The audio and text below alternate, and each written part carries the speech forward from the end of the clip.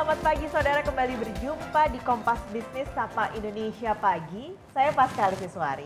Saudara, hari ini kita akan buka Kompas Bisnis soal berita dari Badan Pusat Statistik atau BPS yang mencatat penurunan inflasi meskipun sebenarnya sudah memasuki masa Ramadan.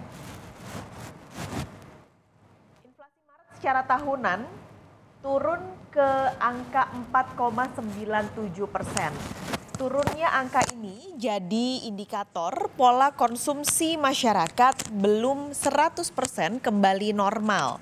Artinya saudara, dari sisi permintaan belum ada kenaikan yang cukup signifikan. BPS juga memprediksi inflasi di masa Ramadan dan juga Lebaran tahun ini akan relatif lebih rendah dibandingkan dengan tahun lalu.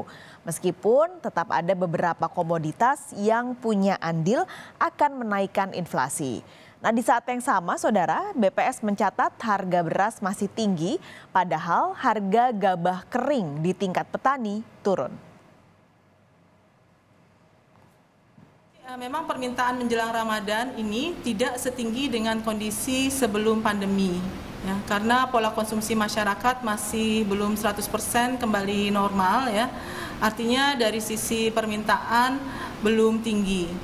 Karena ada kecenderungan transmisi harga dari petani ke pedagang eceran yang tidak secara langsung. Sehingga waktu untuk penyesuaian semuanya ya. Jadi kita tahu bahwa panen raya di beberapa wilayah menjadi faktor turunnya harga gabah, baik gabah kering panen maupun gabah kering giling. Nah, sementara di tingkat konsumen, kemudian pedagang eceran masih perlu waktu untuk penyesuaian harga beras dari panen raya, sampai beras ya, mulai dari adanya panen raya sampai beras itu bisa membanjiri pasar. Nah, kini kita lihat saudara bagaimana tren pergerakan inflasi dalam beberapa bulan terakhir. Kami akan berikan kepada Anda datanya sesuai dengan data yang kami ambil dari Badan Pusat Statistik saudara. Kalau Anda lihat trennya ini memang terjadi penurunan dari bulan September menuju ke Maret. Trennya meskipun sempat naik di bulan Februari, tapi kalau melihat trennya ada kecenderungan turun.